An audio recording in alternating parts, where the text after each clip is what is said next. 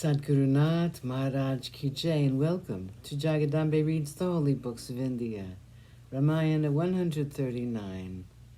As you may remember, Guha was trying to find out Bharata's motives. This large army makes me worried.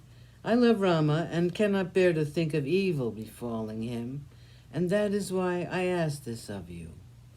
Bharata heard these words of Guha, who did not mean to insult him, but nevertheless, his words hurt Bharata.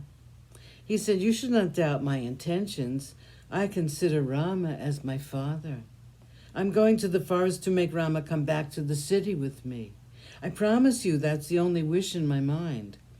He's my elder brother and the rightful heir to the throne." Guha's face was all smiles when he heard the assurance of Bharata. And he said, "Indeed, I am amazed at the nobility of a man such as you. You were offered the kingdom, and you have refused it. I am yet to see a more selfless person than you. You are great.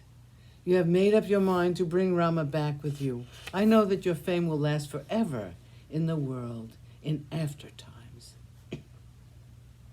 Bharata's thoughts were directed towards Rama, and the heart of the noble youth was filled with sorrow at the misfortune that had befallen Rama because of his mother, Keiki.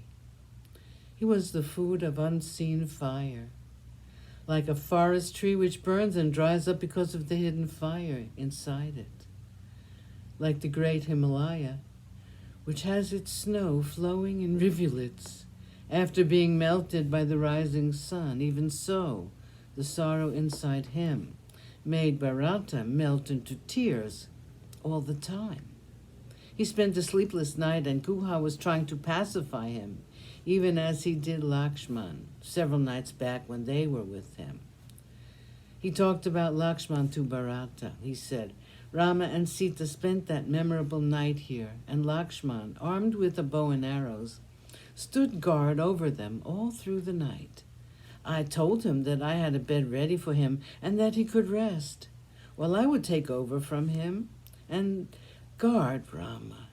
I said, 'My dear young prince, every one of my men is used to hardship, and you have been brought up in the lap of luxury. We will keep awake the whole night and you can sleep. There is no one dearer to me than Rama.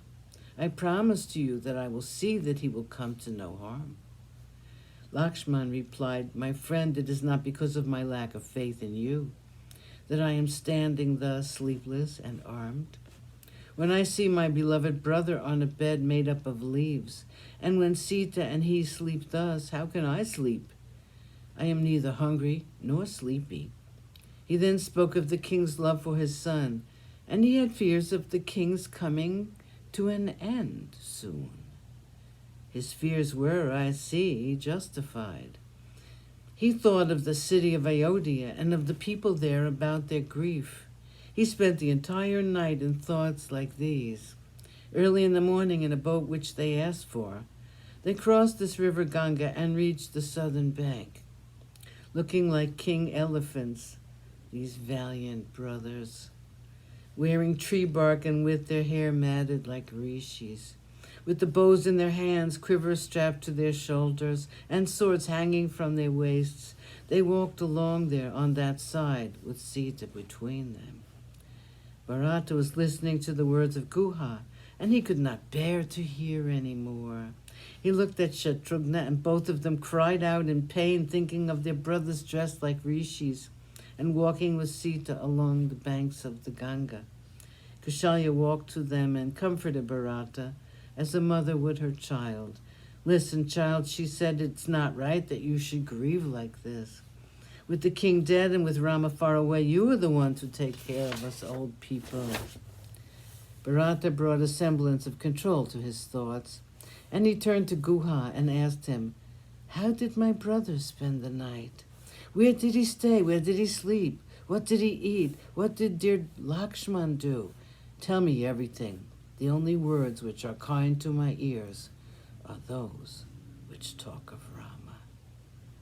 Sadguru Nath Maharaj Ki Jai. Thank you for coming. I hope you come again.